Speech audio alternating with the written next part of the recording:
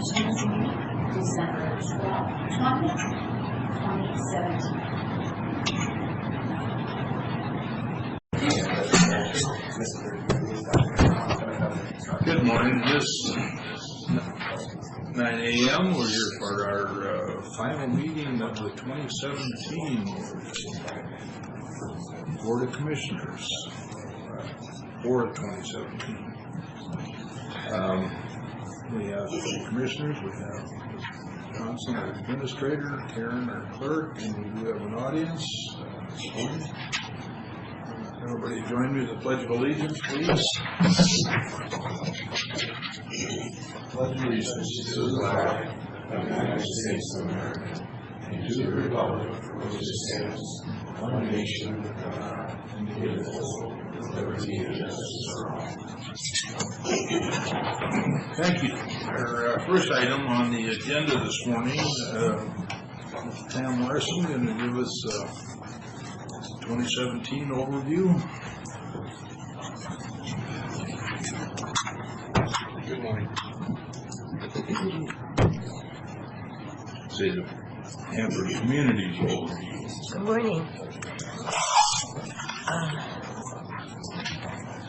I have a cold and I sound a little funny, but I'll do my best here. Thank you very much for the opportunity to address you today and give you a report on the activities of the Hanford Communities for the past year. I would like to thank Commissioner Miller, who serves on the Hanford Communities Governing and Administrative Boards, and who's been active also with the Energy Community Alliance during the year. At this time of year, we're building an issue agenda, developing an understanding of what has happened in Hanford during the last year and the challenges of the year to come. So the chairman of our board, Mayor Bob Thompson, and I have been meeting with the DOE site managers and the presidents of the Hanford contractor companies. We're fortunate that we have a contract with the Department of Ecology that helps us with outreach. We produce 2 programs for cable TV each year. We did one on the 618 Waste Burial Ground, which is located just south of FFTF and contained waste from 300 area operations of the National Laboratory and Fuel Fabrication. We also had a presentation on the Purex tunnel incident, and we're briefed on how they chose to deal with that. We have a website that we keep active, and our TV programs are available on that website. Our Speakers Bureau has been very successful this year with 56 contacts in Washington and Oregon. We do 3 newsletters, and each of you receive those. The board members of the Hanford Communities have met with the DOE site managers, both of DOE Richland, Doug Shoup, and ORP Kevin Smith, and our new manager, Brian Vance. We have frequent communication with Congressman Newhouse and his staff, both here and in Washington, D.C. Our elected officials met personally with the congressman in February. We also have frequent communication with our senators and as ranking Democrat on the on the Natural Resources Committee. Senator Cantwell has 13 staff people working for her on issues that we care about, and Rory Stanley is the person who is assigned to deal with Hanford issues. We also meet with Joe Eckert and Senator Murray Stack and have talked with her twice this year. This has been a great year for accomplishment with the waste treatment plant. They've installed and completed the raw obtaining melters in the raw facility, and they should be completely done with that facility during the next year and doing operational readiness reviews. They've also begun civil construction with the effluent management facility. In the Central Plateau area of Hanford, we received a briefing from CH2 Mill President Ty Blackford, who talked to us about the challenges of the plutonium finishing plant demolition, which we've seen in the papers. They're very close to having that facility completely torn down. It should be just a matter of weeks as they deal with a recent incident. There are cesium and strontium capsules in the waste encapsulation and storage facility. They contain 77 million curies of material. That's about 1/3 of the curies on the Hanford site. And these casks are in pools of water and really need to be taken out of there and put into dry cask storage, very similar to what you do with spent nuclear fuel at a nuclear power plant. So we've taken a look at what they've done at Energy Northwest, and Hanford would be following a similar path forward, and hopefully getting those out of there within the next year or so. The river corridor cleanup has been extremely successful. The 324 building is one of the remaining challenges. It's pretty close to the city of Richland and not far from the Columbia River.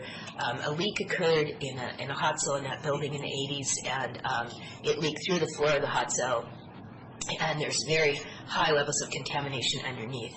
So they're taking this carefully and slowly. They are practicing. They built a mock-up facility to practice digging through the floor, and all of the equipment is installed in the mock-up facility at that point. They will be working with it during the next year, and will be hopefully remediating the material in the following fiscal year.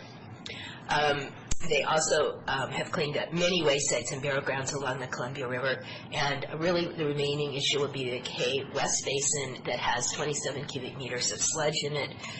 That material needs to be transferred to containers, and they had to build a facility to do that, Category 2 nuclear facility, and the sludge should move this year. Very shortly, they're going through operational readiness reviews starting in the next month, and then most of the cleanup along the Columbia River will be done. Groundwater has been a success story again this year as it was last. They treated 2.2 billion gallons of groundwater, capturing 145,000 pounds of contaminants. The 61810 burial ground that I mentioned previously, they really didn't know what they were going to encounter, and they had 32% more waste there than was expected. And they completed remediation this year, and they are redoing vegetation, so that's another one that's behind us. A little bit on the Purex tunnel collapse that happened in May, and was unexpected. There are two tunnels there. The oldest tunnel is the one that had a 20 by 20 collapse in the roof. It was anticipated that occurred due to the hard winter that we had last year. And so in order to stabilize what was in that tunnel, which is train cars full of old equipment from the Purex facility, highly contaminated material, they filled it up with grout, and they did that in layers, and that was completed a number of weeks ago. The Department of Energy intends to do the same thing with Purex Tunnel 2. Hanford Community Sports is a little concerned about that. It was built much more substantially, and the cost will be $38 million, which they're going to have to take from other cleanup priorities. So we're anxious to have a conversation about that. This year, next year, a number of DOE's contracts will be up for recompete, and we, Hanford Communities, have partnered with TRIDEC and the Regional Chamber and Small Business Association to put forward a request that new contractors consider developing a community commitment clause.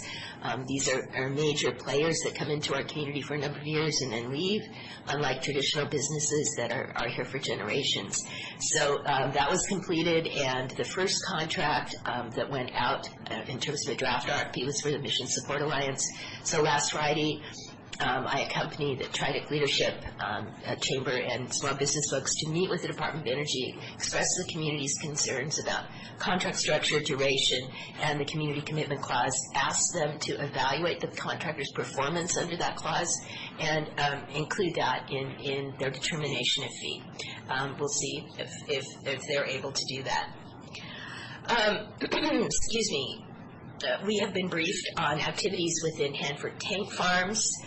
This is the AY-102 tank, which is the first double shell tank that had a small leak. The pumping was completed this year.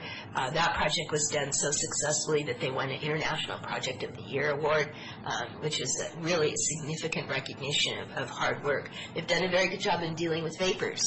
And they put equipment in the tank farms to detect vapors, to know what they are, where they are, and to provide that information to the workforce real time. Working hard also with the workforce to figure out the type of breathing apparatus that works best for them and is protective of them. When the new administration came along, They've not yet appointed someone to be in charge of the environmental management program. They had a person who's been in that program for many years serve as acting assistant secretary. And in his initial few weeks on the job, he challenged all of the DOE site managers to come up with 45-day initiatives. Those are things that they could get done quickly and get behind them. And if they needed assistance from headquarters, to ask, if not, go forward, which is pretty constructive in terms of the concept of get it done faster and less expensively. So we've been briefed by Doug Shoup, and we were also briefed by Delmar Noyes, who is the acting manager of Waste Office of River Protection, about their initiatives. And one of the ones that DOE Richland has undertaken is to do some reprioritization. Hanford's cleanup is guided by a tri-party agreement that was written in 1989, and it has been amended a number of times, but it doesn't really reflect the risk profile. So one of the issues that they need to deal with in short order is to knock down the walls and the roof of one of the canyon buildings that has already been cleaned out. There's no waste moving away from that facility or leaking. So we would concur with them that that could be done later. And so we are going to engage in a priority meeting, and our elected officials will have the opportunity to identify what they think is most important to get done sooner and more rapidly. We participate with the Energy Community Alliance, which is an association of the cities and counties surrounding DOE cleanup sites around the country. We had a meeting in February and another meeting in June. In June, we're looking at the United States definition of what high-level waste is. And unfortunately, it's where the material came from versus what it is, which you would think you would want to look at it from a risk perspective. And other countries do make that approach to high-level waste. And the reason this is important to us is that by law, high-level waste must go to Yucca Mountain, our deep geologic repository. Waste that are not high-level waste can go other places, which means that there's waste at Hanford that we could send down the road soon. And so we've been participating with our counterparts around the country and with the state of Washington to see if we can come up with a better way to approach that. We went to Olympia and met with the Attorney General's staff. We met with the Director of Ecology and her staff. And there will be a meeting next month to meet with our counterparts around the country again. And the state of Washington will be making presentations so that they can explain exactly where they're coming from versus us interpreting for them, which I think will be very effective. They also, ECA developed a paper on waste disposition that was very well received by the Department of Energy, and particularly looked at more waste streams that could go to the waste isolation pilot plant in New Mexico. They also sponsor an annual cleanup workshop, which draws together all of the site managers and contractor presidents from around the country so we can all get a sense of what's going on in the complex, because we're all competing for funds from the same budget. So in areas of advocacy for local concern, I've already mentioned the development of the Community Commitment Clause. I also participate in TRIDEC's Energy Park Mid-Columbia Energy Initiative. Stakeholders for Nuclear Waste Reform is a national effort, again focused on waste definition. We frequently communicate with the Department of Ecology and EPA. And I serve as a liaison from Benton County EOC to the Federal EOC and Energy Northwest EOC. So I was actually in the EOC the day of the Pyrex Tunnel incident and had an opportunity to observe that things were handled very well, very professionally, and they did their very best to get word to the public as quickly as they had information. Their challenge was social media. And social media continued all day long to report things that were not accurate, that were scary to the public, particularly in Western Washington.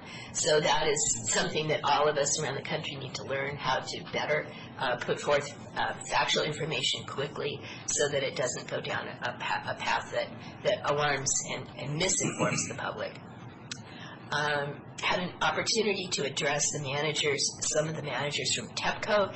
TEPCO is the company that owns Fukushima's nuclear facilities in Japan, and talk about how we as communities engage with the Department of Energy, and how we really rely on openness and factual information, which is not their custom, and they found it pretty hard to believe. Combined Intergovernmental Working Group is a group of associations, the national governors, the attorney generals, the energy communities, tribes, and I am the liaison to that group for the Energy Community Alliance, and we do an annual conference, which this year focused on the 45-day initiatives. And finally, one of the most fun things that I work on is the National Park, our Manhattan Project National Historical Park. This year we hosted a conference, and we had folks from Los Alamos and Oak Ridge come here to see what's going on in Hanford. We took them on an extensive tour of the site and took our own elected officials on the tour also. We have worked with the other communities this year to develop marketing and branding for our national park. That process is almost complete, and very excited about what they've come up with. We had a chance to tour the White Bluffs facility, which has been restored to the way it looked in the 1940s, which is just a great accomplishment out on the site. And I'm pleased to tell you that Becky Burkhart is now here. She's the manager of our national park for the National Park Service. She got caught in the hiring freeze, and it took us a bit of maneuvering to get her here, but she is here now. So next year, continue working on the national policy on high-level waste. We may actually get that done next year, and to save funding for Hanford. The new administration actually was very supportive of the environmental cleanup, and really their focus in terms of any change is to get it done faster, cheaper, and more efficiently, and I think we can all agree with that. So I'd be happy to answer any questions. Yeah, I think you did a really good job of rolling everything down in a year. I want to tell you, I appreciate being able to have your phone all the time. You know the answers. You're easy to reach, and so anybody that needs to, I mean, she's very courteous here, our time, and that does a great job. I'm glad you mentioned that the things that kind of stuck out this year was the 45-day initiative, in the also the rewriting of the waste definition that you explained in the book here. I think the communities are doing a good job. And why is Franklin County involved? It's because we're right beside it. We have a lot of agriculture over here. I think safety is important for us as our agriculture. The Japan team comes over here. If they find out or they think or whatever, that we have any contamination on our crops, we're done. Franklin County is done. So I think this is real important. Thank you. Any other questions? Pam, you know what's happening with 61811 yet? I know that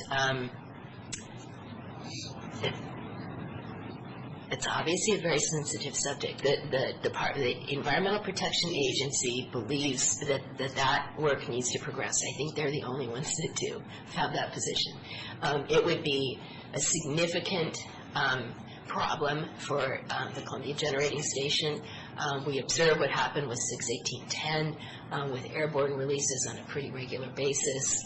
That would shut down Columbia, and that would just be devastating. So there's no effort to proceed with that expeditiously. And generally what is said is that it will be done at the end of Columbia's life. So 10 had considerably more waste than expected. 11 has always been rumored to be much more challenging, much hotter than 10. It has different waste containers. It has caissons, which are concrete boxes, and I don't believe they have bottoms. And then they have a slanted tube that the waste was pushed in on to prevent sky shine, because the material was very radioactive that went in there. There has been tritium detected in groundwater wells, but not very far from that burial ground, and it's most likely because Hanford produced tritium, and so there's probably material that generated tritium in that burial ground.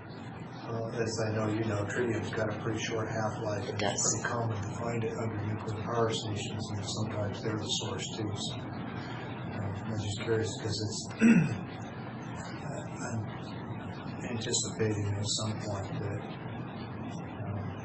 I want to say this tactfully, there are government agencies who do an admirable job of looking out for worker safety in the proximity of that site, directly next to the office building that Columbia is. been of some concern since I worked there Absolutely. years ago. I also Absolutely. want to ask you about the waste definition issue.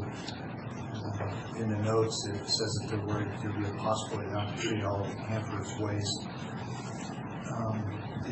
If the waste is determined to be of a low activity nature, why are they concerned about it not being treated, since presumably resources would then be directed to more urgent, more threatening? Right. So the state of Washington is concerned that Hanford tank waste could be determined as transuranic waste, and transuranic waste needs to go to WIP by federal law.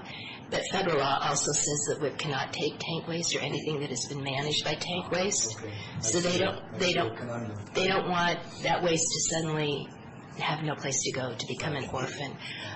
But there's another thing that's going on, which is that there have been some studies on grout, which is used to treat low-activity waste at the Savannah River site and other places around the country. And it was looked at Hanford in the 80s, and the challenge is that the tank waste has a fair amount of technetium and iodine in it, and they have not come up with a grout formulation that can hold that material. It leaches out, and the low-activity waste is to remain at Hanford, to be buried at Hanford, and there's really no point in treating waste and the waste form being unsuccessful. So what we have said, what the state has said, if it is new whiz-bang wonderful grout, then show us. And the state has always said that any waste form must be as good as glass. So there's another initiative. The folks with waste control specialists in the northern part of Texas, right on the border with New Mexico, have a landfill that has a federal cell to it, and it has it's clay, and underneath the clay is the salt formation that comes from WIP. So they don't have to worry about contaminants moving in the soil, and they have been working on permitting with their state, with the NRC, and so they are looking at the ability to take cesium. So as we capture cesium in the law pre-treatment process, we could capture that, grout it, and send it to Texas. Right now, they're looking at putting it back in tanks. So that's one of those radionuclides that only has a 30-year half-life. It's already decayed half-life. So if we can get the definition fixed, we can get rid of some of that cesium, and it will facilitate the low-activity vitrification process. So there's a lot of interrelated issues. So the question just popped in my mind about grouting. We talked about grouting the tunnels. Yes. If grouting the tunnel, why not accomplish the problem right now and remove this stuff, cover it, do whatever we're going to do, but then grouting maybe have double the problem in years to come? Is it simply because we're just going to pacify ourselves and hold that forever? No. So grouting has been used in a variety of places at Hanford to stabilize material. And if there is funding and a desire, they can go back and they slice through that grout so the material is captured in it, and then they can put it in a landfill. So I'm not aware that any liquids are in those Purex tunnels. It's basically contaminated equipment, so the grout stabilizes it, so you don't. So the concern that happened on the day of the tunnel collapse is that 8 feet of dirt basically fell into the tunnel, and it fell on top of the train cars. Dirt's a pretty good protector, buffer for radiation, and there was no wind that day. If we had had wind, we could have had contamination move. And so Mother Nature was very good to us.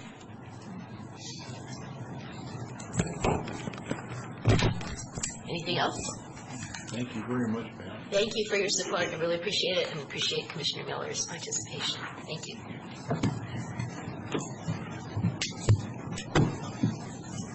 Next item is Employee Benefit Administration, Carly and Dave.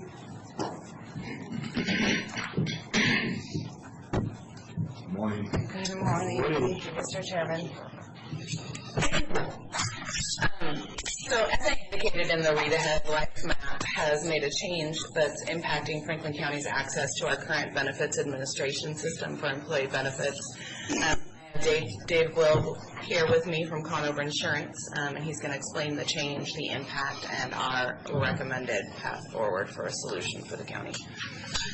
Life Map is the insurance company we use insurance, long-term, short-term disability, voluntary life products. They have an agreement with a company called Solaris, which provides an online benefit administration program called Coordinates to the county at no cost. Effective December 31, Coordinates is no longer going to be available as Solaris and LifeMap are ending their relationship. We found this out late October. We were able to get through open enrollment this year on the Solaris program, so everything's good there. We looked at actually a handful of benefit admin systems to replace the Coordinates. One option was to move to LifeMap's new partner, a company called PlanSource. The problem is they're going to charge $5 per employee per month, which equates to about $15,000 a year to the county. Another option, kind of the path of least resistance, was to go directly with Solaris on a standalone basis. Their cost was $3 per employee per month, which relates to about $10,000 per year to the county. Another option is to move to a general agency or work with a general agency called GIS. They have a program here that's called Benefits Connect at no cost to the county. Now, GIS is what's called a general agent. They support agencies like Conover, and they have several different, not only insurance companies that they work with, but also benefit administration systems.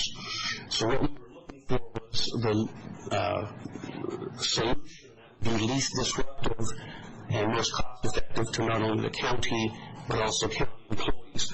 So the insurance company that basically provided that was Lincoln Financial through GIS. So what we've got here is if we move to Lincoln Financial, Lincoln has agreed to match the benefits and the rates for all employees and dependents currently enrolled. So there would be no change in anything from their standpoint. The employer-paid benefits and rates match LifeMap, so no change to the county. The buy-up long-term disability, the voluntary short-term disability, and employee voluntary life benefits and rates will match LifeMap. So again, people will see no change other than their insurance for those lines of coverage would be Lincoln Financial versus LifeMap. The only difference, which is the last line here, last bullet, is voluntary life benefits for spouses are going to be different than LifeMap for spouses who enroll in the voluntary life after February 1, 2018. Okay, so future spouses. We did present this to the benefit committee, by the way, and so what this looks like is we have a comparison here of LifeMap and Lincoln. You can see the basic benefits. Basic benefits are the same on life insurance and voluntary life. Same benefits, same cost. You get down to the voluntary life. The employees will have the same 5 times their annual salary of $500,000 with a guarantee issue for newly hired employees of $150,000. Here the difference is in the voluntary life for spouses. And really, Franklin County's benefit for spouses on voluntary life is a little outside of what's considered normal in the voluntary life industry, insurance industry. So here's where it's different. The spouses currently can get 100% of the employee benefit up to $300,000 of benefit with a guarantee issue amount of $40,000. That just means no health statements are required for amounts $40,000 and below. Under Lincoln, the employee would get 50% of whatever, sorry, the spouse would get 50% of whatever the employee elects up to $250,000, but the guarantee the issue level is this year. Okay? I guess there was one other change. Children under LifeMap, and again, this is voluntary life, kids can get up to a $10,000 benefit, whereas Lincoln is offering, they can get up to $20,000. Okay? And then the age reduction is the same. Currently, LifeMap allows kids to get a standalone AD&D plan, which Lincoln does as well. It just requires a separate bill, but no difference in rates or benefits. And then the rates for the voluntary life match that of LifeMap. Okay? And then on the disability, the base disability, identical benefits, identical cost. Excuse me, Dave. Yes. Before we go on, in the last chart, we were talking about age-rated rates. In the bottom right corner, it says matches LifeMap, and it has an asterisk. I'm just looking to see what that asterisk is tied to. I think it was to emphasize. Okay. All right. So it matches Yes. LifeMap on those age-related rates. Yes. Okay. Age-rated rates. Right. Thanks. And on page 4, again, the base long-term disability are identical. The body long-term disability, same benefits, same rates. And then the voluntary short-term disability, same benefits, same rates. The asterisk means the same thing there. So, again, this would be the path of least resistance, still accomplishing HR with a benefit administration system to make them more efficient in open enrollments and adding folks to the plan and taking people off. The only difference is people would be covered by Lincoln going forward versus LifeMap. And Lincoln is one of our preferred companies too, by the way.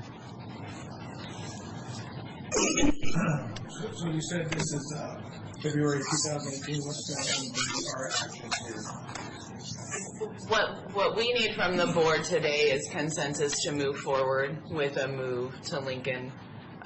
We would follow, of course, with contractual documents in the coming weeks, but in order for us to kick off the process and start, because what we will be doing is, in conjunction with Conover, is taking the current existing benefits information for employees for 2018 out of coordinates, uploading those to the GIS system so that there's a seamless transition for employees. So employees aren't going to experience any disruption in benefits or anything. There will just be, starting February 1st, there will be any, claims will be through Lincoln.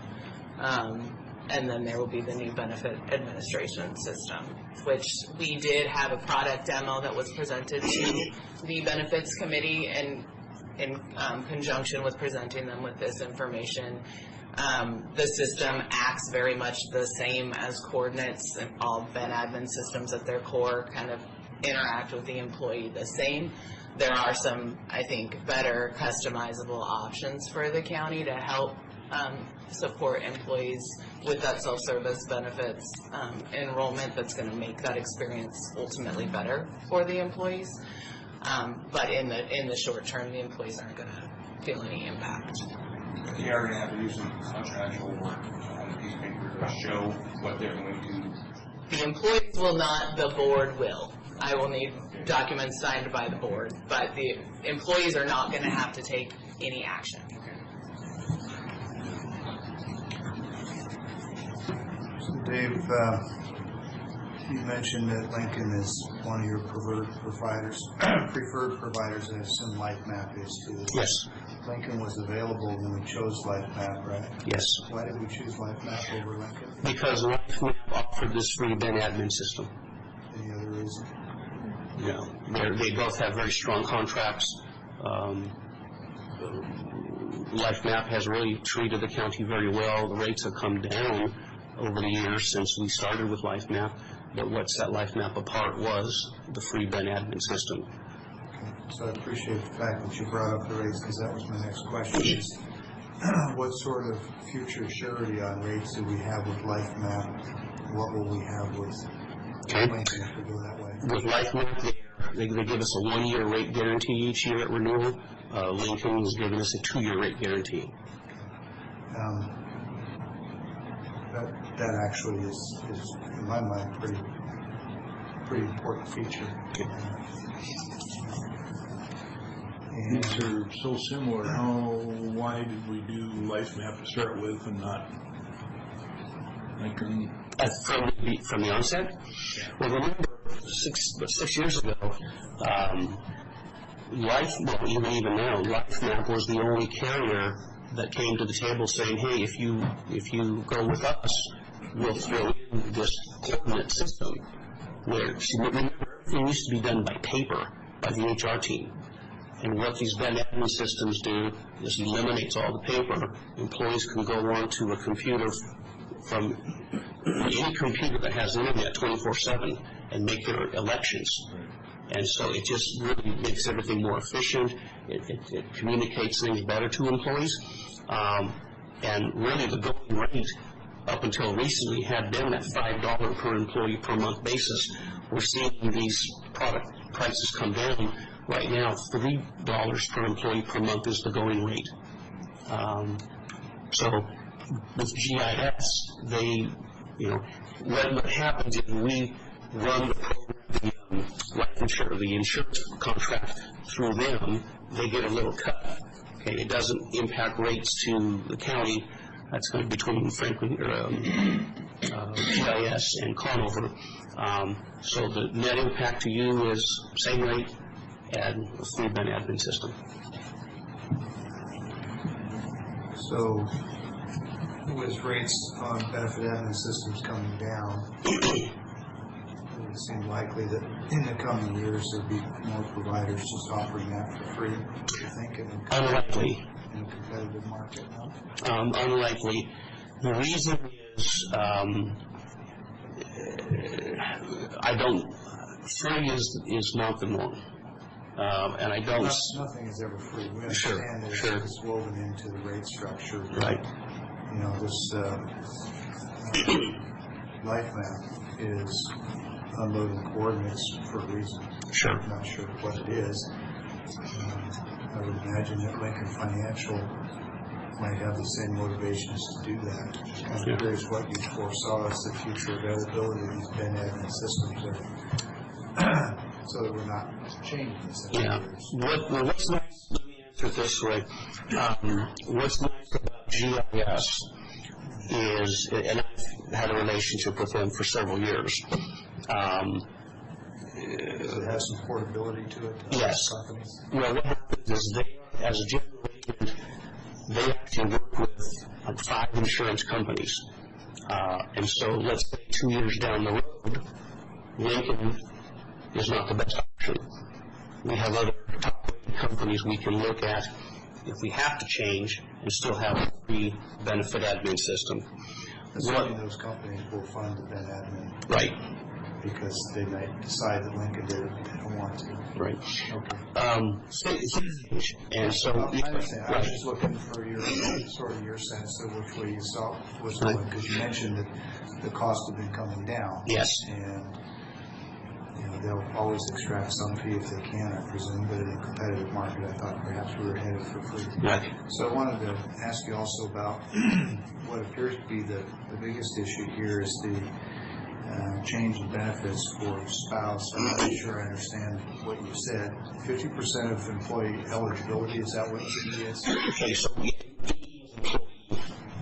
what happens is It's just employee. So is that 50% of what the employee is taking, or what Yes. the employee is eligible for? electing, taking. Okay, so employee election, all right.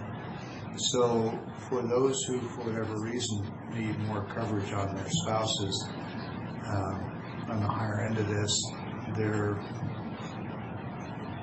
being reduced from 300 to 250 of what they can get, and that's only if their spouses, if the employee is taking a max of 500. So having sort of aired that out, Carly, I'm curious, what is the practical application of this? Do we have any significant number of employees who are taking a high level of coverage on a spouse who might be directly impacted? There's no impact to existing employee benefits. Those are all grandfathered in, for lack of a better term. These changes will only impact employees eligible for benefits after. February 1st of 18? Yes.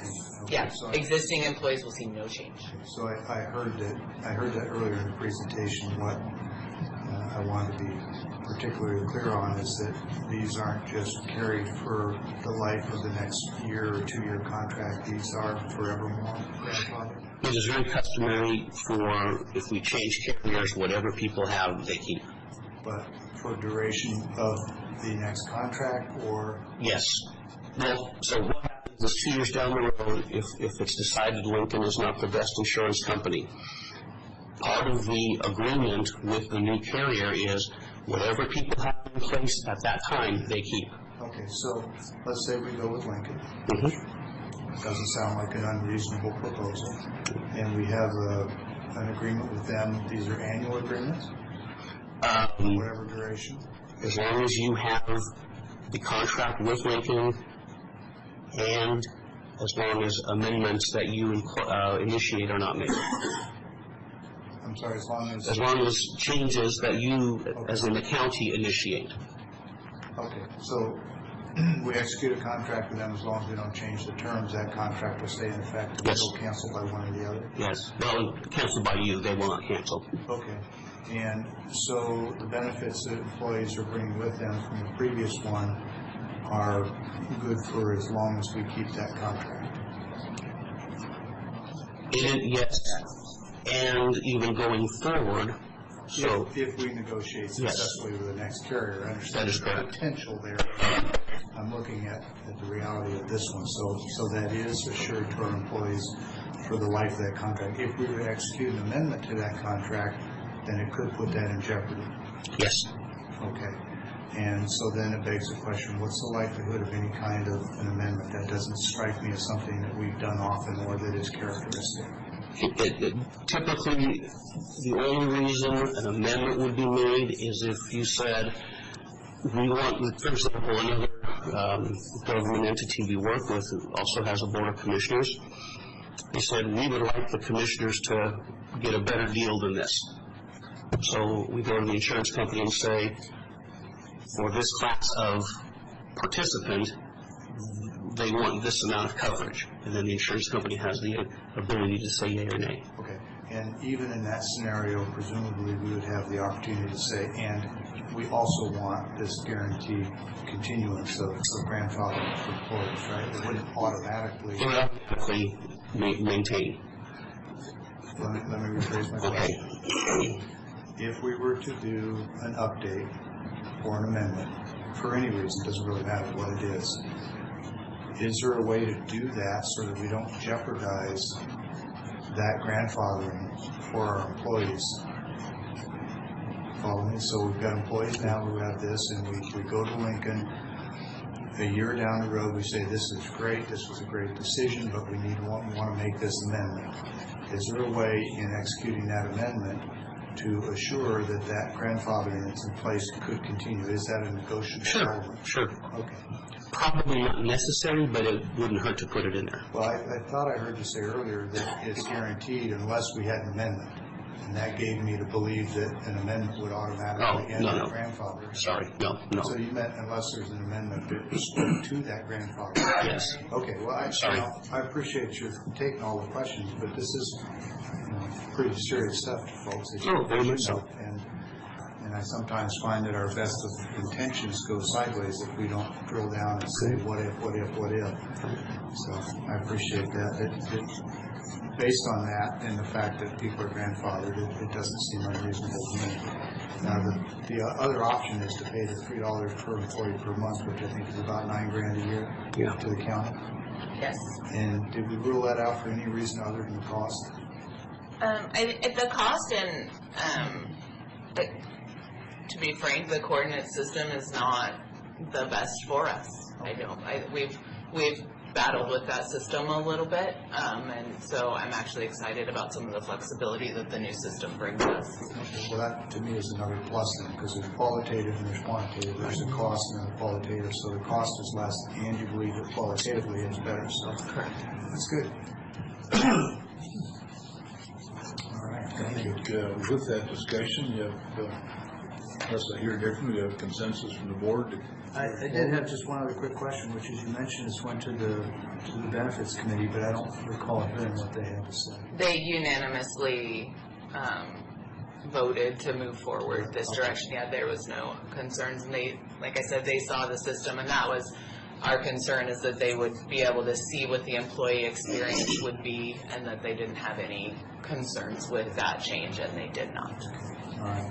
Well, Mr. Chairman, that's all the questions I have, and I'm happy to give my consent if the rest of the board does. Also, Great, thank you very much. Like I said, we will follow up with the appropriate documents in the coming weeks. Thank you. Thank you.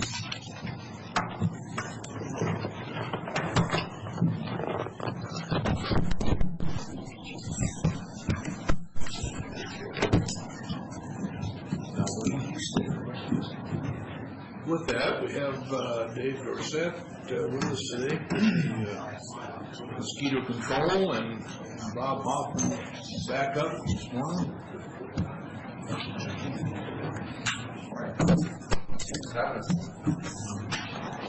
Thanks for being here. Didn't bring any mosquitoes with you, did you? No, not that one. Go on. So I'm just going to do what we have to. If you bring any, I want to Start Nicole. So just going to do our 2017 year-end wrap-up and review. As you see, we ground treatments with their basically guys and gals on Twitter on ATV spring. We did 689 of those. And that treated 748 acres over the summer. Compared to last year, we did 828 treatments, treating 1,162 acres. The reason for that decrease is we've really been moving towards residual products. Instead of these products giving us a 7-day control, they can give us a 21-day control. So while it's less acreage and less treatments, we're just being more efficient. The product is a little bit more expensive, but by the time you take out the labor, the expense for the district. Storm drains have increased again. We did 2 rounds of storm drains for Conneaut, Clovis. There's a couple in Mesa, and of course the Pasco City storm drain spot. We did 16,077 drains treated. We use 180-day briquettes, and we also use 21-day pouches. That seems to work well for us. There's 2 different products. In case some use things we can break the cycle on them, so we'll keep that going. We also do that on scooters. You ever see it around town? They rent their own scooter and drop them in. And that's something that we started doing, about 8 years ago, 6 years ago. So before, it was kind of a 2-person deal, 1 person to drive to the drains on the curbside, and the other person would drop it in, or else the person would have to get out or drive the wrong way up the road. Dayton County buys right-hand drive Jeeps, just the cost of that. We didn't feel that was worth doing. So with our scooter, we can do about 700 drains a day. Compared to their right-hand drive Jeep, we do about 450 a day. So that scooter, and plus people seem to like riding it. So. Yeah. Ground spray missions, that's our fogging. I think that's 63 last year. Very similar acreage, 59 this year, just over 50,000 acres. We did 2 aerial treatments, which is the twin engine airplane, to bring that in. That's, each time we do that, it's 10,240 acres we can cover, so we have straight blocks where we want it to be. We did have a bit of an issue because they were dive bombing Commissioner Peck's house. You didn't know what was going on. No, let's be clear, that's not accurate. Well, we were concerned. Yeah, it wasn't, they were, I know you're just trying to be humorous, but some people misinterpret. Oh, no, they weren't dive bombing my house, but as a pilot, I know what the rules are for low flight, and I pulled up the notices to airmen NOTAMs, and I didn't see a NOTAM approving them to fly low. It's a twin engine, going fast, below the legal altitude, and it didn't occur to me that it might be mosquito spray because we've never ever, to my knowledge, sprayed that area No, it's the before. first time we ever sprayed it. And so And because he flew over the blue ridge and there was a measurable height, it was easy to say exactly how high he was. So that's why I raised it. no, it's understandable. And just to finish the thought, I know, but we don't joke when these mics are on because a lot of people listen and they can easily misunderstand. In the future, you are going to let us know when aerial sprays go. Yes, so, you guys might have started seeing emails after that every time we do an aerial flight, but there's larviciding or adulticiding, I will tell you guys. You are, right? Yeah, you get them to me. Send them to you. I'm just looking for a commitment. Oh, yes, we do. Okay, great. We're sending those out every time we do it, whether it's larviciding or adulticiding. We also post them on our website. appreciate it. And something we did a couple years ago is we asked the BDCI company to contract with on the larvicide plane. On one wing it says mosquito, the other side it says control. So as these, That twin doesn't say that. twin does not say that, so I could speak to them about that, but they did do that for the larviciding, which, because especially the larviciding plane, you probably see more often. We do it more rurally up north. But Benton County Mosquito Control does a lot over the Tri-City, or the river delta, where the Yakima meets the Columbia. So, And they use the spray plane for that, traditional single engine with. and so do we. under the wing. We're both contracted with Vector Disease Control International, and that plane gets parked at the Richmond Airport to service Benton Franklin County Mosquito Control when we need them. But why didn't we use them over Pasco River Shore? We do. It's just their twin engine. We don't have local. They bring it in from Utah when we need it. No, I'm sorry, I thought you said the spray plane that you have a contract with is parked at the Richmond Airport. It is. So why did you use that plane? Why did you use the twin? Is it more cost effective? Because we have a BDCI to fly over a congested area with population like Tri-Cities. You have to have a twin engine plane. In case one engine goes out, it has to have the ability to continue on so it doesn't go down. That's why when we were talking, I was asking, is it a single engine capable twin? But Yes, we don't need to go there. and so the larvicide plane is just a single engine ag plane, and so it's putting out granules. The adulticide plane has UOV spray heads on it, which are ultra low volume, and we're putting out 3/4 of an ounce per acre. So we're putting out really low amounts of pesticide, yet it's still very effective to kill mosquitoes. So, yes.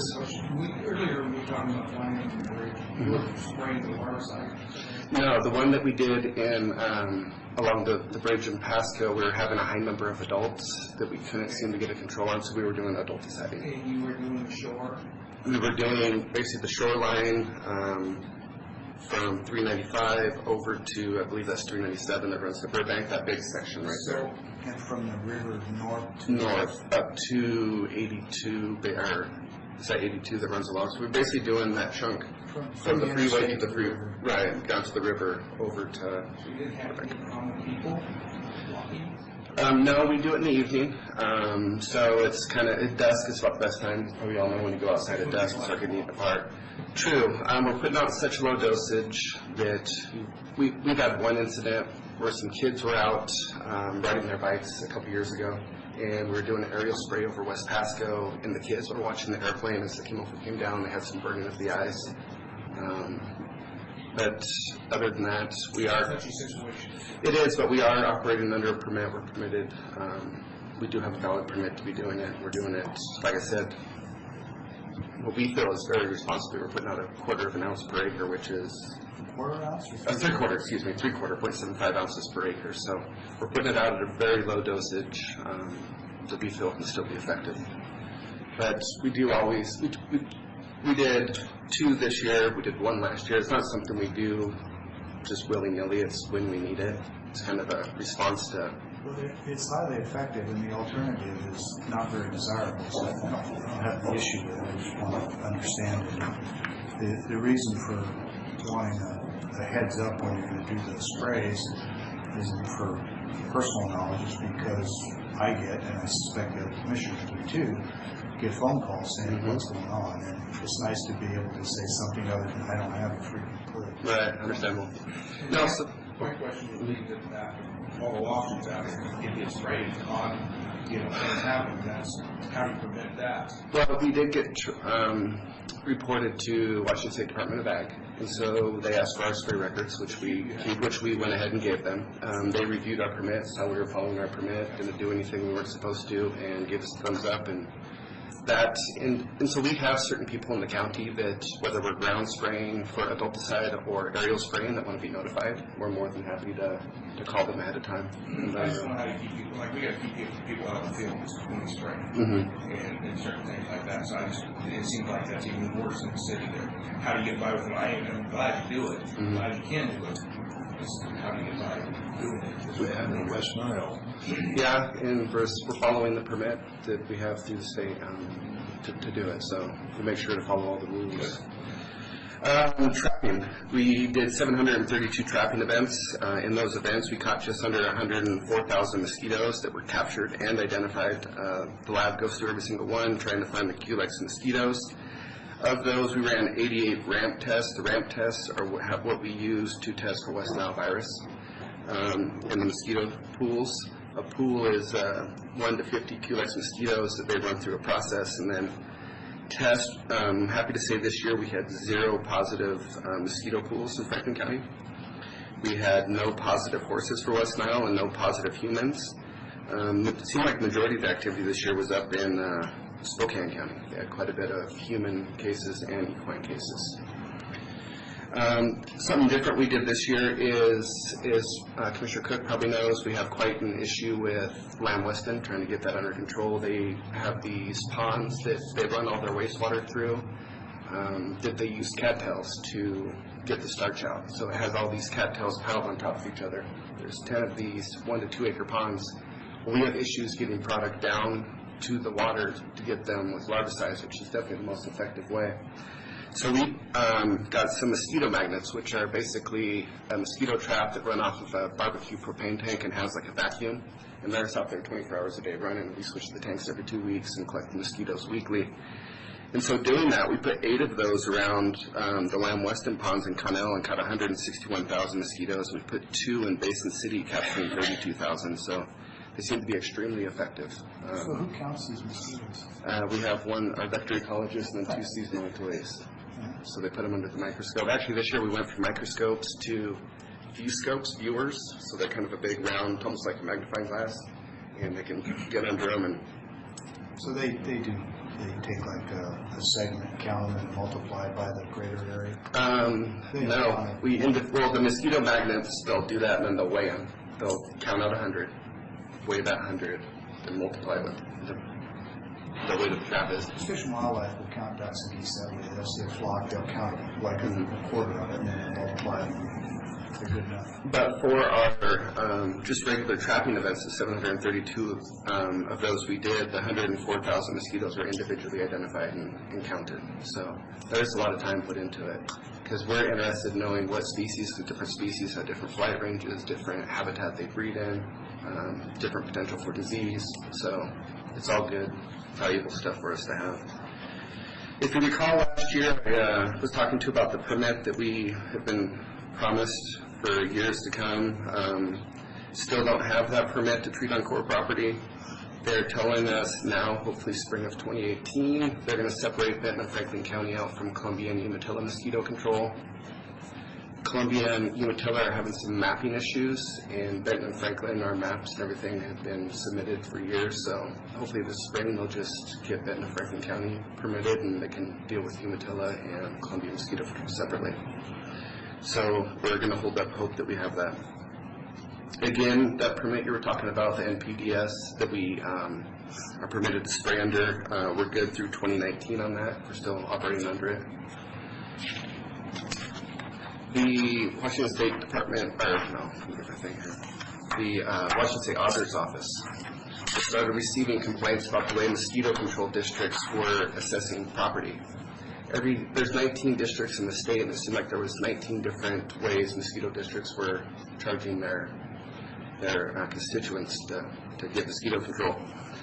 So at the district, there is a set of rules that you're supposed to follow, and in 2012, Franklin County Assessor Steve Marks came to us and said, hey, we need to get on board with this. We're not doing this right. So we went ahead and did that in 2013, and We did have some pushback that first year because rates jumped up on some people that lowered down on other people. But after that, we kind of got our rate situation squared away. The board got that set, and we haven't had any issues since. But of the 19 districts in the state, this year they found out that Franklin County was the only one properly following the law. So Do you know how many people expressed concerns to the auditor's office, and did anyone go back to them and share this information? a lot of it came, I think, from Department of Transportation, because each of their parcels were being charged, in some cases, exorbitant amounts. And then Steve, our Assessor Marks, interpreted the law that everybody pays. So that included schools, city, county, unless you're feds, Indian property. I think that's about it. You pay a mosquito assessment. And so other districts started doing stuff like that too. And so the first year we did it, we were still doing ad valorem when those got put in. And Chihuahua High School had an $11,000 mosquito tag because it was a big, brand new, expensive high school. So to mitigate that, we went and did a per parcel approach to more evenly spread it out. So the schools and the churches. We also had churches upset because they had nice buildings and they were getting $300-400 mosquito bills. So. And mosquitoes don't really care about the value of the building. No, they don't. And that's what the state assessor was trying to get across. Just because someone has $1 million home, they're going to get bit by mosquito just like the person that has the $10,000 home. So they're getting we're supposed to be a benefit assessment. It's just benefiting from what you're getting. As I told you last year, we were going to have the annual Mosquito Control Association workshop in San Diego. All full-time staff attended that. It was a 4-day conference. It was a really good conference. They went over new products, techniques, regulations, innovations, all good stuff.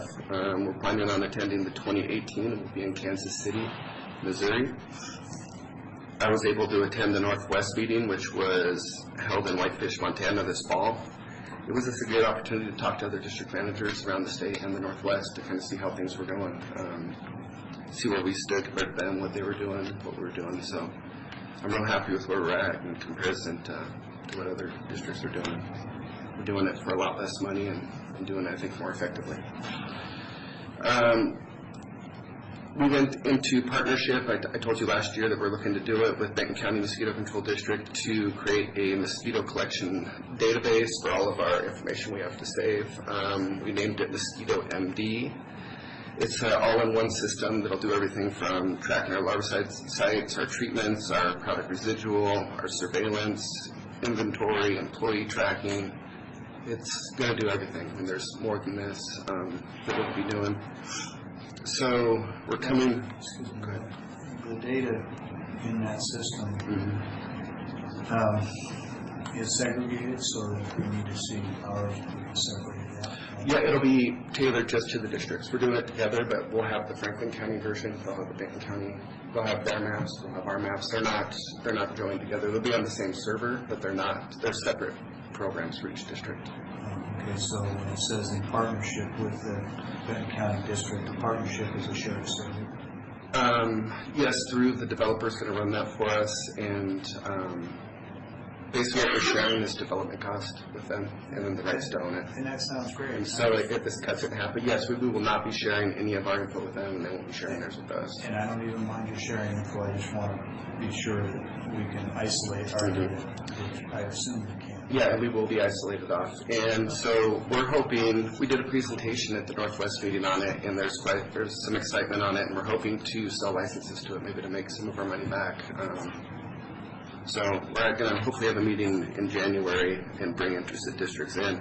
Our current, I've never heard of this before, but our current database back in May got encrypted in ransomware, and they wanted money, Bitcoin for it, from us to get it back. So we had Pasco PD come out, and they wrote a police report. I spoke to the attorney's office here at the county and the GIS, and they said don't pay them. So we didn't pay them. I cobbled it back together knowing that we had this other project going. So we got through the year, but we got ransomware, which was interesting. I didn't even know that happened. So where was that data being kept? We have a main database computer in our office. It's just it's in our our little nook as you first come in, it was all on that computer, and they somehow got in through the internet, and everything on that computer was, you click on it, it says, email here, you've been ransomware. Wow. And we'll have something with this mosquito ID that prevents that. Yeah, because this is all web-based. The nice thing about this system, the system we are currently using is all, you download the software and it's on your computer. This is all web-based, so anywhere that you are in the world that you have internet, you can log on to the system, see what's going on with your employees, see what's going on with treatments, run reports, anything you want to do. So You say, see what's going on with your employees. So every 3 minutes it drops a GPS pin to track the employee that has the tablet with them in the field. They'll have tablets in the field with them to do their work, shows them where the sites are at, the map rolls with them as they drive, and they can go to their sites, and they're all color-coded. If it's red, it means it needs to be treated. If it's blue, it needs to be inspected. If it's green, it's been inspected. And access to this information, I'm sure has got some sort of a firewall or a password or something. Yeah, so every employee will be issued a password they put in when it brings up their account. So I'm just, Carly's here, and she's trained me to think in HR terms, so thinking of employee privacy, security, that kind of stuff. well, and I make sure to tell all the employees, and I have for years, because we can currently do it with this system, that you are being tracked. We know where you're going. So, and we, to be honest with you, we just don't have the time to every day sit down and say, where did this employee go all day? But if we start having an issue, we go back and look through the dates to make sure that, they're not sitting at one spot for 4 hours, consistently. We're talking about two entirely different issues, but I appreciate the information. Okay. District contracts, we are still doing a contract with Lamb West and Connell, not to exceed $20,000. In 2017, we billed them $18,317.70. We were also able to enter into a contract with Bureau of Reclamation to do mosquito work at Scootney Park Reservoir. That contract was not to exceed $9,000, and so we billed them for $8,703.48 of work in 2017, which is nice because, like I said, with our current system, federal property does not have to do mosquito assessments. So what did the mosquito magnets around Weston, what's that effort cost? So the magnets themselves are about $500. Well, let's just take a big picture, because I'm looking at your 2017, continue the contract with Lamb Weston. Total for the completed work in their property was $18,317.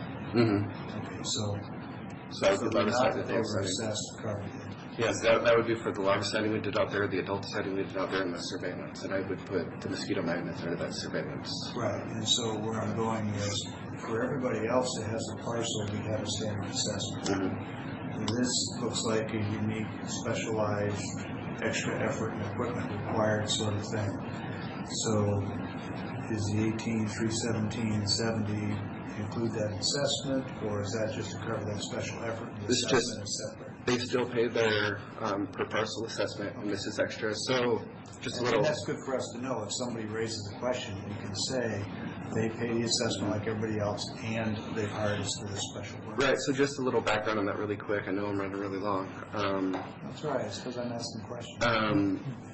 ConAgra and Lamb Weston kind of go back and forth on who owns that plant. But for years, they were doing their own mosquito control. And they were spending upwards of $40,000 a year and not being very effective because they make French fries, not treat for mosquitoes. So once we started talking to them about it, they asked us to take it over. And we did this contract with them. And they don't have to do this. We still treat it regardless because that's what we do. But they want to be a good member of the community up there and make sure that they're doing everything they can to keep the mosquitoes down for the residents of Connell. Yeah. So let's not talk specifically about Lamb Weston. Let's just say that if there were an industry that was using a particular type of practice, and let's say it was stacking cattails and it was creating a breeding ground, is there some opportunity for us to get them to adjust or alter that practice? I realize they're paying the extra money, which mitigates that. It's wonderful. That's a good solution. Everybody gets what they need. But in the case of somebody who was creating a hazard and wasn't willing to mitigate it, do we have any ability there? Yes, so under the mosquito control RCWs, which are, I wish I could cite you the number, 17 points. Anyways, there is a number of things you can do. You could I mean, to the point of, I don't even need to. yeah, yes, there is. There is some very aggressive things you can do. Rick probably knows because he was there when we go through them. Okay, There's some great. very aggressive things you can do that we would rather not do. Yeah, I understand. I just want to know that there were. Okay. So mosquito control products, oh wait, hold on real quick. BDCI is our aerial contractor. We kept the same rates as 2017. And then the contract with Benton County for the database is $49,500 being split evenly, and then we own the rights to it with hopes of selling licenses to get some of that money back. Mosquito control products, we have been moving towards residual products, as I mentioned earlier. We also, the last couple of years, have been taking advantage of kind of buying in the off-season at the end of the year to save some money. So at the end of this year, we purchased some product and we're able to save $31,888.72 off of our 2017 bid pricing. So quite a savings there. And then we have our warehouse that we put it in there at our shop and save it for the next year. And of course, there's no life issues on it. They recommend, All that. as long as it doesn't freeze, which we keep it above freezing out there, and they recommend trying to use it for 3 years. So. Okay. Our contingency fund went up, I think, around $3,500, just drawing interest from the Washington State Investment Fund. So we do have our emergency of $465,000 and change. In case we do have any outbreak, we can have the funds to take care of it. Quick budget summary. Our budget has went down slightly, 0.03%, to $860,362. Over the last 6 years, we've reduced our budget just a little bit over $30,000. So instead of going up, we've been going the other direction. Not huge amounts, but we're not going up. We've been trying to keep it as low as we can. And with that, So you've got 465 in your emergency fund. Mhm. What's your annual O&M expenditure? O&M.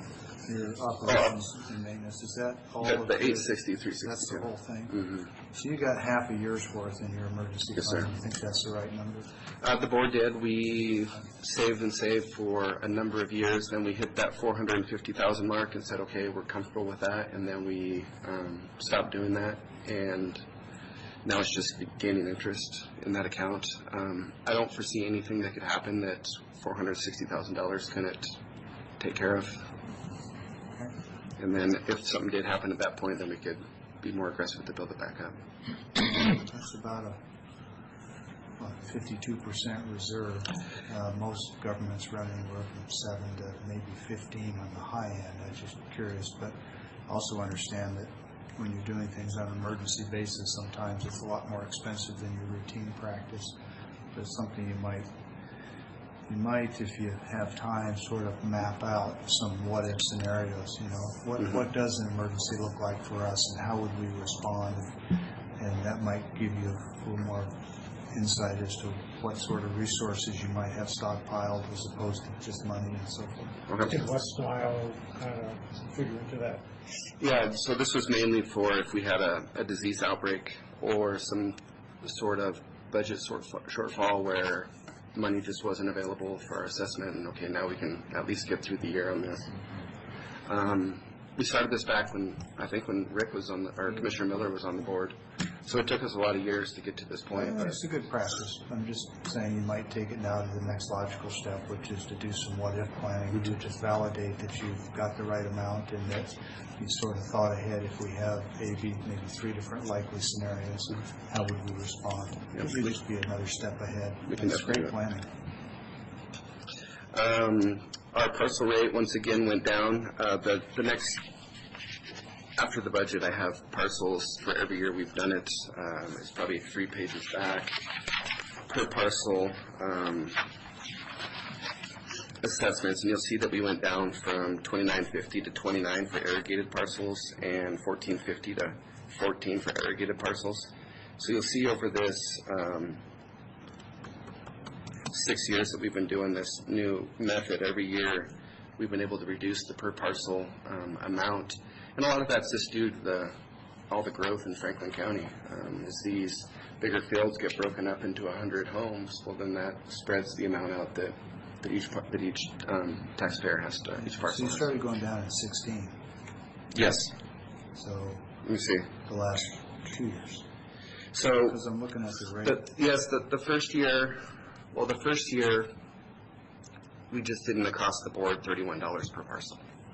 Well, that's, I'm looking at 14. It's 31 and 19. right, And 15 is 31 and 19. So you haven't gone down yet. 16, you did go down, and that's great. right, so we're trending down, is more parcels. So we were trying to get it figured out, because, like I said, Steve Marks came to us and said we have to figure something out, we're not following the law. So, I just a little truth in advertising. Yeah, When I'm out there promoting your cause, I want to be able to. Yeah, I'm sorry about say that. They reduced the rate in 16, 17, and again in 18. I just want to be fair. and we foresee that trend continuing as well. Great. We're continuing to have 4 full-time staff, 10 seasonal, as I said earlier, seasonal. Minimum wage continues to go up, and it's going to continue. I think I saw that over the next 3 or 4 years, it has certain stages, benchmarks it meets. Reshuffle staff and kind of close the ranks a little bit. We did. Consolidate A year and a half ago, we eliminated one of our full-time employees, and just, like Bob said, kind of reshuffled who we had and started giving out more responsibilities. rather than replace. Consolidate. Yes, so I think we're running at a pretty good spot right now. It's tough to retrain, especially seasonal employees. If you can get a seasonal employee to return, you're saving a lot of training time. And so with our full-time employees, if we can retain them, the same thing's true. We're not retraining. I'm sure as all you know. So The seasonal mosquito control operators are full-time, part-time, part-time, seasonal part-time. We usually run from April to October. so these salaries are annualized. But they're full-time during the season. Oh, they're full-time during the season, 40 hours a week during the season. Okay, so these salary numbers are for the whole year or for the season? Which numbers are you looking at? Are you on the budget? I'm on the budget, yeah. So the salaries are for full-time employee, are for full-time employees, and then our seasonal mosquito control workers are under that. So this is myself, our field manager Tyler Thomas, our vector ecologist Douglas Manucre, and our field supervisor Andrew Sage, who are full-time. And I'm not asking about any of that. I'm asking about the next line, which says seasonal mosquito control operators, Right. $87,000 a year. Mm-hmm. And my question is that for a full 12 months that they're working? It sounds like no. It's No, just this for a is just season. for the season. Okay, so they're getting $87,000 for the season, or is that an annualized number? For those 10 employees, that's what it's costing us hourly to hire them for the Just a seasonal for about half the year. Right. Spring to fall. So it's about a 6 months. So that number is the seasonal cost for 10 seasonal employees. Correct. How many seasonal employees are there? 10. Oh, okay. We have, and that includes one that just does adult setting for us in the evening that works 10 to 15 hours a week.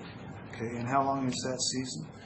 It starts in April, and by October, we're usually paring them down pretty quick. Okay, so And it's so- April to October, and each one's getting about $8,700. That is about exactly right. Okay. For the first time, the board is going to have the employees start to kick in on health care. That's going to be a 5% of health care cost to full-time employees. Full-time employees do not receive long-term disability or Social Security either. In lieu of that, the board, back in 2013, set up a deferred compensation program where the employee can put in 2% of their income with a 100% match and up to 4% more with a 50% district match.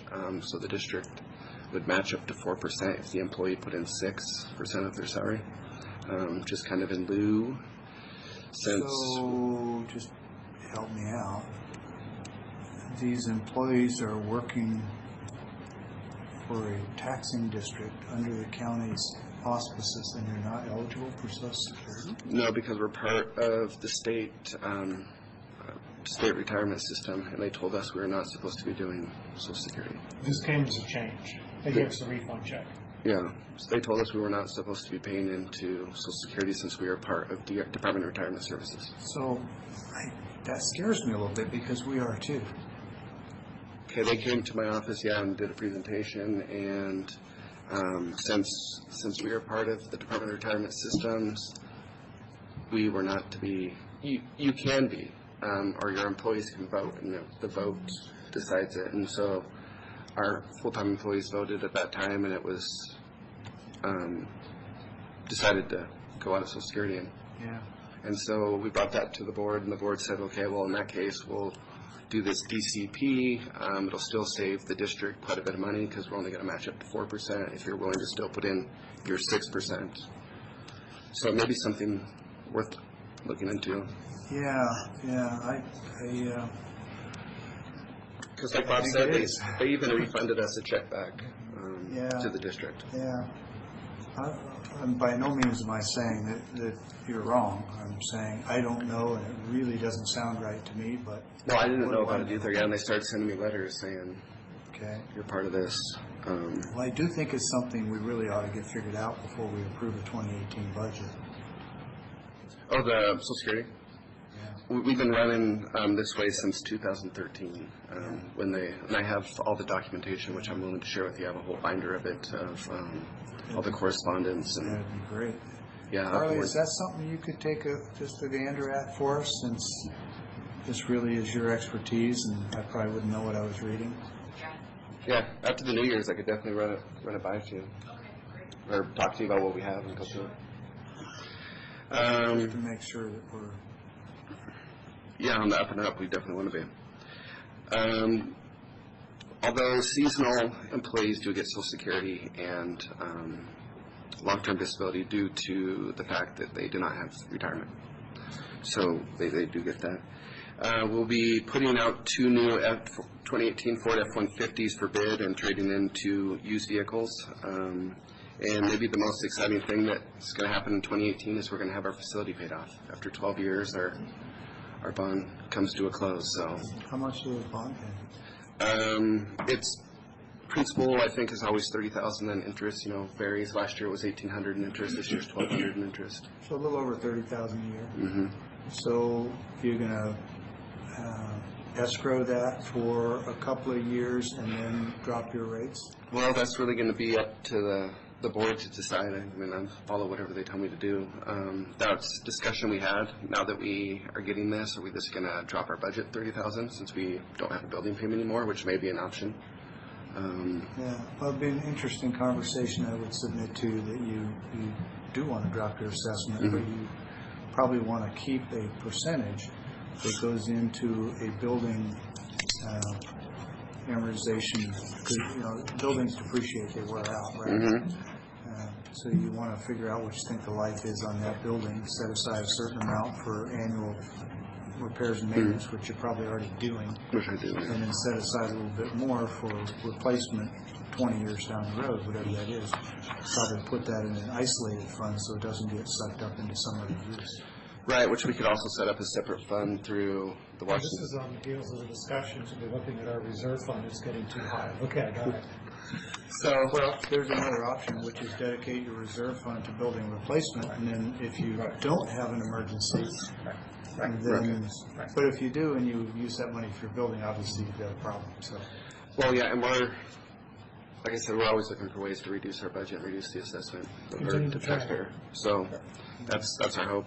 I did, just if you flip past the assessment page, there is just a quick salary survey that was done by Benton County Mosquito Control District and Salary and Benefit and Salt Lake City Mosquito Control Districts. And I just gave you this. Right there, that one right there. And that's just a quick overview. The whole packet that I got from Angela is 35 pages, and I have a hard copy here. I'm happy to give someone, or I'm happy to email it to you if you're interested in seeing it. They did a pretty in-depth survey, and so I just gave you the overview that she first sent me, and then it's still in draft form because Salt Lake asked for some more information to be done, but I just didn't want to print out the entire packet unless you guys actually wanted it, and I can email you that. They do as well. So the pesticides are going down next year from 234 to 210. Is that partly because of these significant advanced purchases? Exactly. So we save 30 some thousand, $31,000 of 210,000, like 8% we saved. And we basically bought as much of next year's bulk products as we could ahead. We bought the entire next year of certain products ahead. Of certain products. And saved about 8%, $30,000. Okay. That's a big chunk. So the board's kind of reaching out saying, oh, they're offering this big discount. We got space back there to put it, so let's buy a whole year's worth. And they're looking to make sales that when it's not mosquito season, they're not moving much product, so they're willing to. So we're reaching forward an entire year on certain products to save these dollars. And so other people are not doing that? Not as a rule, no. I don't know, maybe they don't have the funds to do it, like they spend them all in advance. Or a place to store them. Or a place to store them. Or just the board that's willing to, the foresight of the board willing to put that money out in anticipation of using it. Yeah. Or don't want to take the risk of storage. Yeah, so it's something that we started last year and the last couple of years, and we've really, if a deal comes along, I send out bids at the start of the year, and we run strictly off our bid sheet. I bring those to the board. This is what everyone bid. There's no.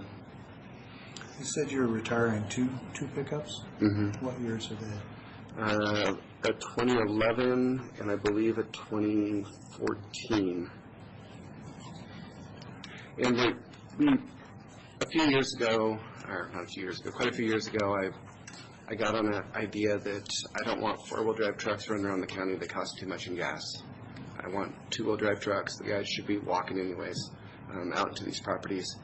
Well, we're starting to get in a lot of trouble with having two-wheel drive trucks, and then you're not on main roads and getting them stuck. So we're trying to roll back into bite the bullet on a little bit more gas, even though these new four-cylinder pickups are doing about mid-20s four-wheel drive on gas. So we're kind of starting to move back towards that four-wheel drive. Something the board wanted to do, and Bob can probably talk a little bit more about this, is just keep these trucks rolling through, because when we buy them, we get such a good deal from Ford, and then we trade them back in, and we're getting such a good trade-in and then saving that sales tax that I could crunch numbers for you, but we're probably having, I'd say probably about $1,500 a year on a new vehicle. And if we just keep rolling them, the gal who retired from the local dealership here said if you can trade them in before 6 years, they're still on warranty, and under 90,000 miles, I think. They're still on warranty, so you get more trade-in, because then when they take them in, they can go through them on Ford's dime. So we're getting a new four-wheel drive truck for about, what was the last one? About 22, I believe, 22,000. And then when we trade them in, we're getting anywhere on them from 15 to 17. So, or maybe not quite that good, 14 to 15 on them. So we're doing really well. So we have a rotation plan. We're going out long, we're keeping it to stay ahead of the curve.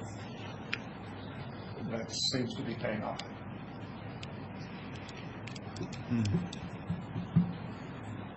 Well, I'd sure be interested in seeing some of that data when it's convenient. Yeah. Because if those numbers are, I shouldn't say if, since those numbers are so good, are an ER&R that a Public Works ought to be looking at. Well, and that's amazing because they misordered a truck for us last year. It came in two-wheel drive. It was supposed to be four-wheel drive, so then we had to wait for them to build a new one. And that truck, they were going to put back on their lot, and I asked them how much it was going to be, and it was just, it was $4,000 or $5,000, $6,000 more. I don't remember the exact number, so I'll hold me to it, but it was a lot more going onto their lot for private sale is what the district could get it for. I think there's a reason Ford's the #1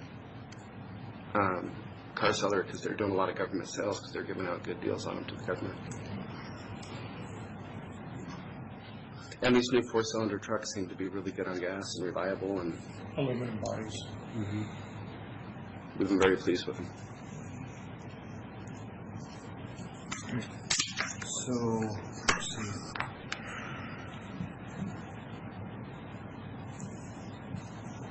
And you're trading in some of these trucks newer than you normally would because they're two-wheel.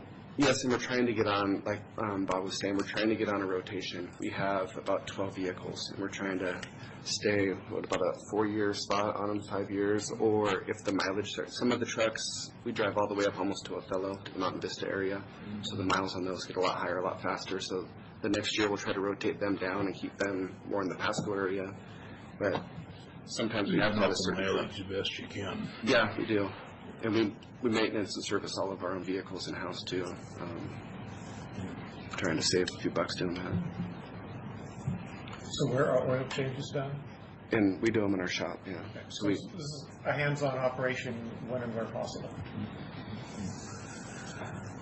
Okay, so if you would tell me about the 3.1% payroll increase for all these positions. Sure.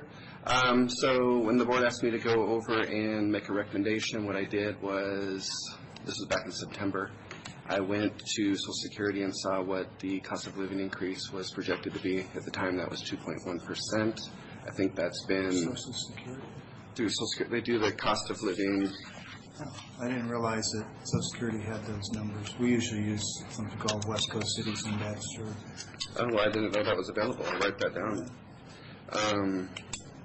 Was that West Coast Cities? Carly can point you to a couple of different references for those. We commonly use those in our negotiations and contracts. Okay.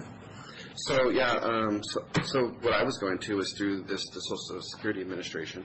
And back when I looked at it, they were saying 2.1 COLA. So that has been modified to 2.0 for 2018. And then Sorry, I lost you. 2.1 and it's been reduced to 2.0? Yeah, so since then, I just printed this off yesterday, the current one. So Okay. I was doing, we passed our budget in October, so I was getting all these numbers together in September for our preliminary meeting and then our budget hearing. And then the board asked what, as far as performance for the staff, how they were doing, were they progressing, were they taking on more responsibilities? And I told them yes, and I asked what I would say, and I said, well, with the cost of living, I would say 1%, and then mine was up to them. And then our field supervisor, I said of 0.5%, and then they went into executive session, and after that, I don't know, and I came back out, and they said this is what we decided on. Yeah. Those were the numbers they came up with. So, we don't get to meet with you very often, like once a year. And my memory does fail me on occasion. Doesn't this board approve your board appointments? You do 3 of them. So you actually have one on your consent agenda, which is Commissioner Miller's spot, which is Kim Impey, who is up for another term if you guys bring him back. Representing Franklin County. Commissioner District 2, correct. And then your appointment is Richard Britton, who lives on Road 36, I believe. And then Commissioner Cooks is Brian Cochran, who's up in the Clotis area. Right. And so they're on 2-year terms. Yes, he is. With lots of flight hours, and he was telling me all the hours he had. And then each city, incorporated city, gets an appointee. So we have a 7-person board, 3 of them from the commissioners, 4 of them from Colotis, Connell, Mesa, and Pasco. And Bob is currently our Pasco and has been and our board president for a number of years now. With him not returning to the council, I spoke with Stan Strabel, the assistant city manager, and he spoke with the mayor, and I know he also spoke with Bob, and they foresee keeping him on our board, even though he's not an active city council member, just because he's been an asset to the board. Good. That'll be by RCW, all right? So the city councils can pick anyone as long as you live in the community. So it doesn't have to be a council member. He was actually the only one that was on a city council that was on our board. Although now John White got elected to Connell City Council, he's on our board. So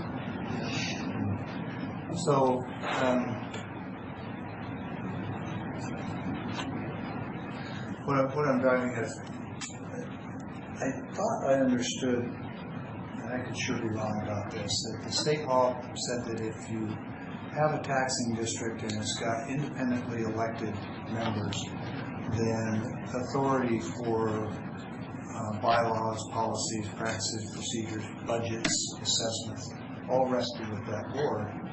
if the appointments were by another legislative body, in this case the Board of Commissioners, that the approval for the budgets rested with the legislative body, because there's an accountability for assessments between the taxpayers and some elected entity. And since none of your members of the board are elected, I've been under the perception, could be wrong, that that budget requires approval by those legislative bodies.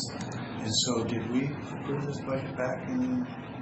I turned it in once we did approve it, but the way that I have been told, and I believe the way the RCW reads, is our board of trustees for the Mosquito Control District have the power to approve the budget, and then the county commissioners are the oversight. You guys can always go back, and I forget the name for it, but you guys are like the equalization board, where you can, I guess at your will, say, no, we're going to change this. So you do have final say, but our board has the power to approve the budget. The board. Clearly, I need to get better educated, so maybe you can shoot me an email with some references that I can go read. Yeah. I'd rather stop in with some. Well, that's fine. I'm better at stopping in than you know. That's fine too. I set up an appointment. You know, I've watched it for several years, and I think you do an excellent job of administration and running things. And you know, I'm impressed with the level of knowledge and the commitment. So it isn't, you know, I'm not questioning you in the least. I'm just trying to make sure that we're doing things properly. And this process seems to run counter to what I thought I understood. So I just could be misunderstanding, and I'd like to be educated. If you don't mind, after the first of the year, we could set up an appointment to come in, and we could go through. I'm a pretty flexible guy. I can meet you right after the meeting. Well, that's fine with me. I'm just no, kidding. that's not going to work. I'm just kidding. But I wouldn't mind coming in and running over it. And I do, just to that point, every time I come in, I try to sit down with Commissioner Cook, who I know is kind of our oversight for Mosquito, and kind of give him a heads up of where we're at and what we're doing. I think we've probably met a half dozen times throughout this year where I stopped in. I mean, I don't mind him having that title, but I don't think there's anything that confers that on anyone. Oh, okay. I just thought that you guys kind of took different leads and stuff, so my mistake. It's fine with me. Just happen to be here when he shows up. Yeah, there you go. That's probably more likely. Bob's in the office more than anybody. So any of you, if you'd like to meet, I'm more than happy of coming in. I'm in this building quite a bit. So you're not looking for any board action on this budget?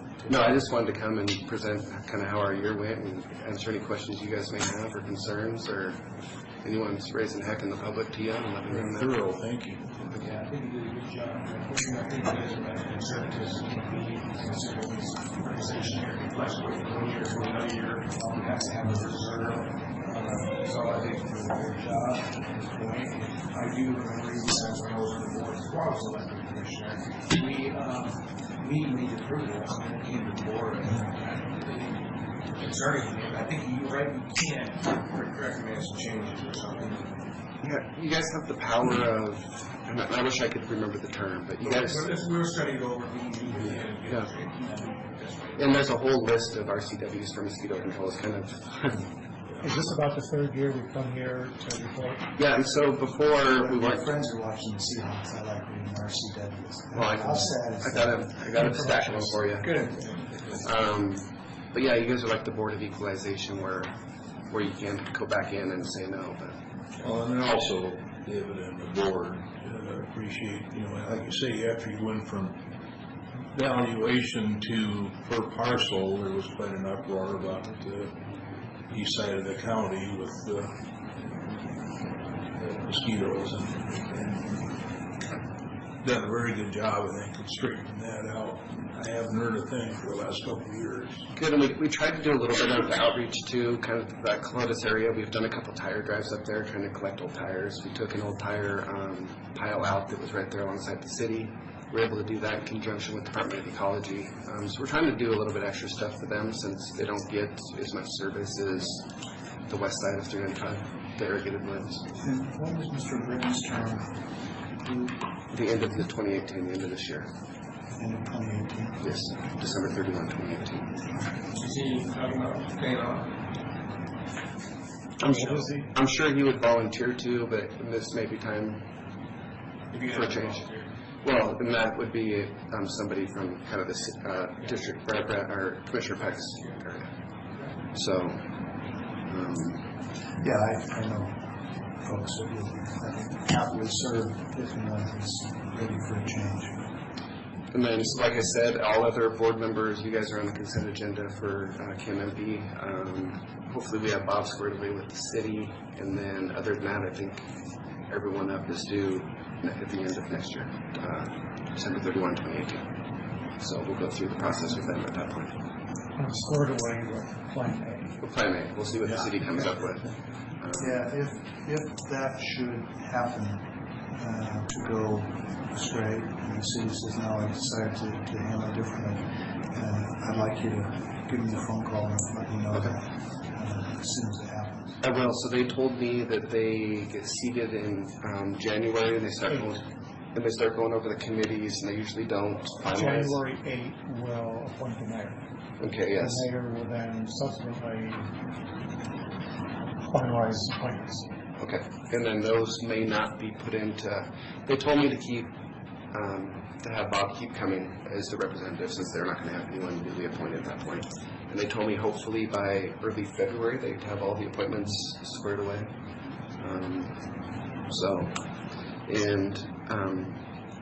Mr. Trable said that he assumes if Mayor Watkins is reappointed, which he foresees, there shouldn't be an issue.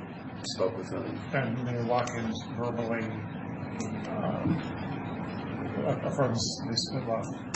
But I will. I'll make sure to keep you in the loop. All right. And I'll make sure to keep emailing you guys every time we do an airplane. Thank you. That would help. You'd be surprised how many people asked about that. It doesn't surprise me. We're putting a twin-engine airplane close to the ground over a city. Low and relatively fast, that's right. So thank you for your time. That's our 15-minute. Yeah, sorry about that. Yeah. 10-minute report. You know, That's a 10-minute report. These numbers, these times get put on here. I frankly don't know who does it, but they just haven't figured me out. I'm going to ask questions. Just count on it. Well, we appreciate them. Well, you know, we can't fulfill our responsibilities here if we don't. Okay. In our agenda for public comment, do we have any comments this morning? Seeing none. Pay the bills. Mr. Chairman, looks like we got 3 documents this morning that are requesting board action. Let's start with checking dates on them. They're all dated December 20th. So we'll start with fund expenditures. Move for approval of fund expenditures as presented in the total amount of $546,568.68. Note for the record, this has been reviewed and signed by 2 representatives from the auditor's office, and it's also had finally reviewed by the county administrator. Second. All in favor? Aye. And moving on, Mr. Chairman, move for approval of salary clearing payroll and emergency management payroll in the total amount, aggregate amount, $717,799.17. Note for the record, this has been reviewed and signed by 2 representatives of the auditor's office. Second. Favor? Aye. And lastly, move for approval of county roads and motor vehicle payroll and reduction in contribution checks in the aggregate amount of $108,256.47. Note those 2 have been reviewed by the 2 representatives of the auditor's office and signed by them. Second. All in favor?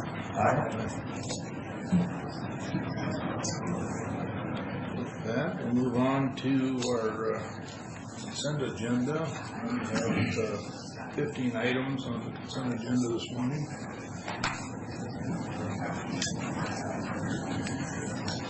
And Mr. Chairman, take a moment just to review these. I know we've all seen them already, and I didn't see any issues in the previous 2 reviews,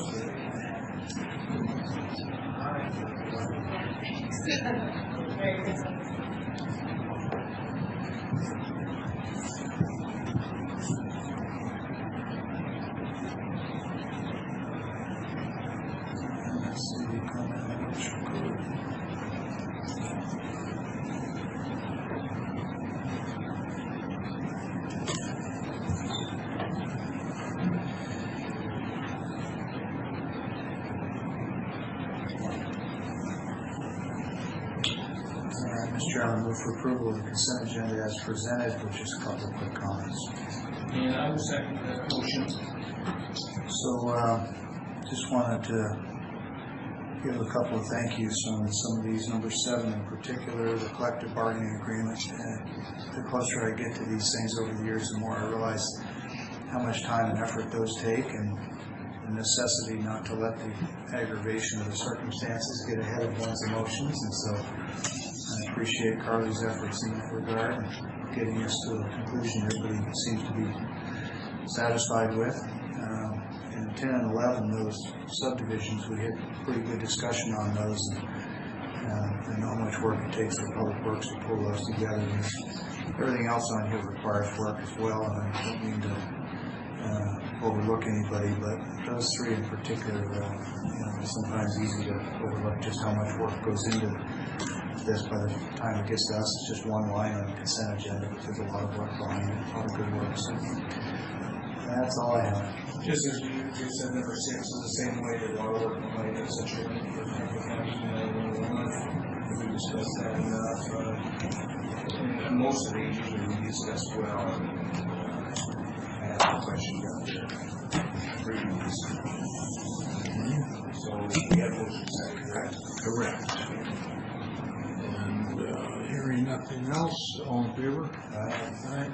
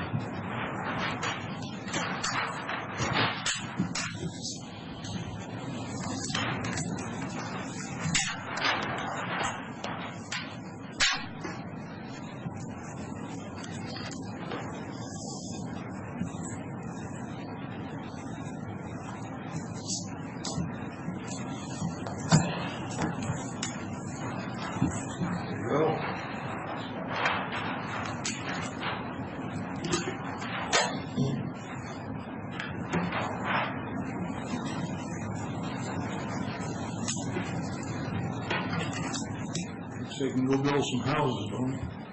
Yeah. Take care.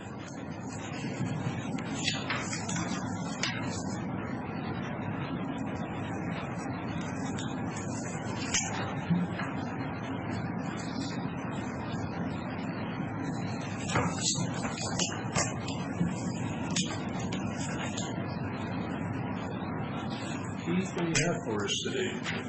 I think that's it for this year. That's it.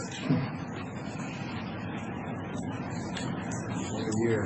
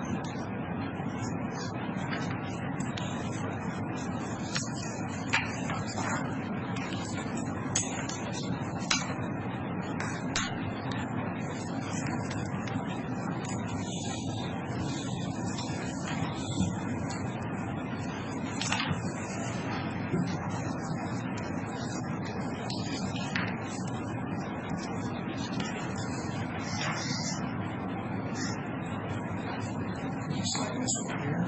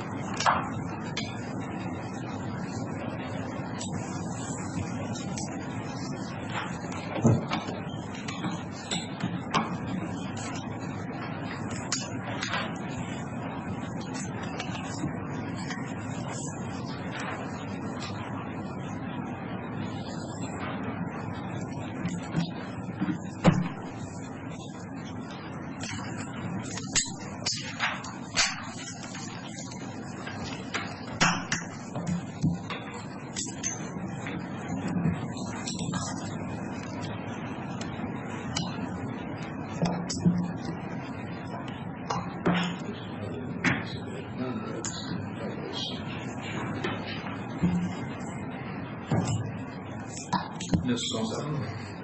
Yeah. So, Christmas is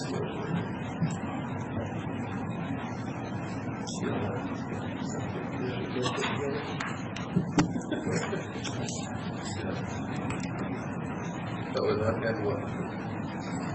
No, just took a bunch of it, sealed it, and figure out where it's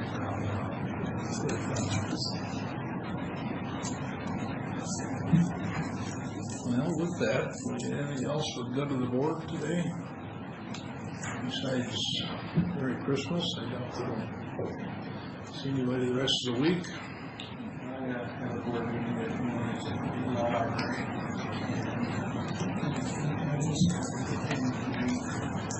Also,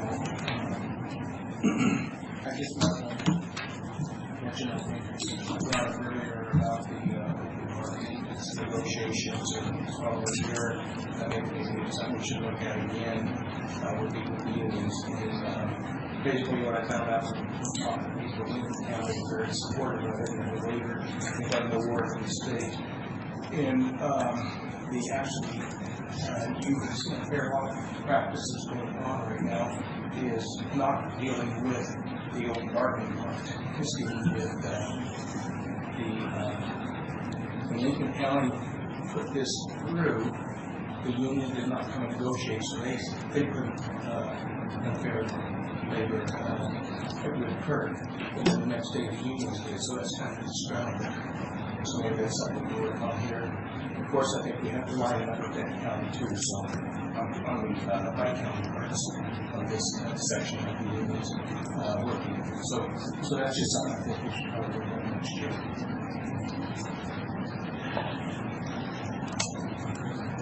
Other than that, Merry Christmas.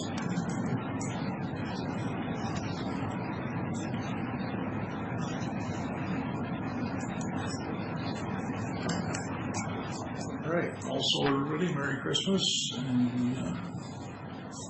with that, we are adjourned.